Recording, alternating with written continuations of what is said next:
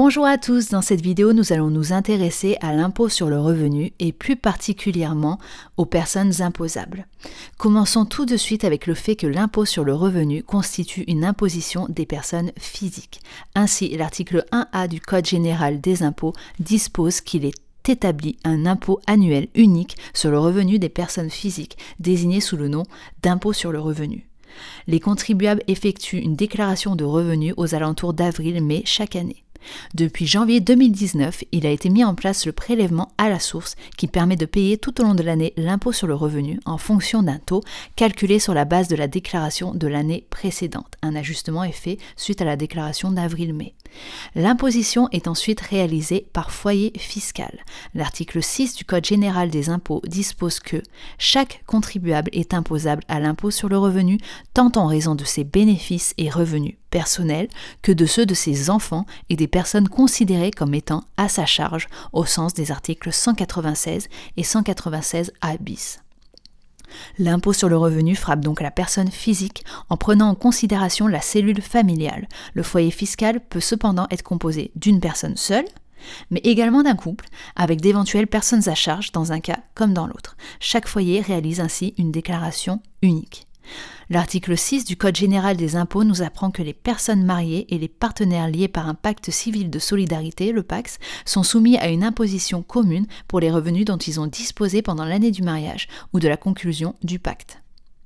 Nous allons ensuite voir quelques particularités de déclaration et d'imposition. En premier lieu, pour un couple de jeunes mariés, une option s'offre à eux l'année du mariage. Il leur est alors possible de faire une déclaration commune pour une imposition commune, mais également de procéder à une imposition chacun dans certaines conditions. De même, l'année du divorce est également particulière car elle fait l'objet d'une déclaration distincte avec imposition distincte.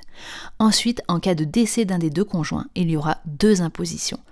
Une imposition commune du 1er janvier de l'année à la date du décès et une seconde imposition de la date du décès au 31 décembre de l'année concernée. Nous allons maintenant nous intéresser aux personnes à charge.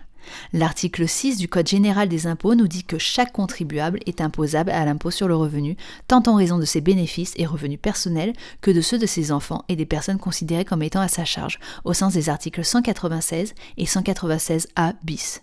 Si on s'intéresse à l'article 196 du Code général des impôts, nous pouvons lire que sont considérées comme étant à la charge du contribuable que celle-ci soit exclusive, principale ou réputée, également partagée entre les parents, à la condition de n'avoir pas de revenus distincts de ceux qui servent de base à l'imposition de ce dernier, ces enfants âgés de moins de 18 ans ou infirmes, sous les mêmes conditions les enfants qu'il a recueillis à son propre foyer. Donc les enfants mineurs sont attachés de plein droit au foyer fiscal de leurs parents. L'enfant majeur célibataire est également mentionné à l'article 6 du Code général des impôts. Ainsi, toute personne majeure âgée de moins de 21 ans ou de moins de 25 ans lorsqu'elle poursuit ses études, ou, quel que soit son âge, lorsqu'elle effectue son service militaire ou est atteinte d'une infirmité, peut opter pour son rattachement au foyer fiscal de ses parents. Ce rattachement est possible également si ces conditions sont remplies pour l'enfant marié.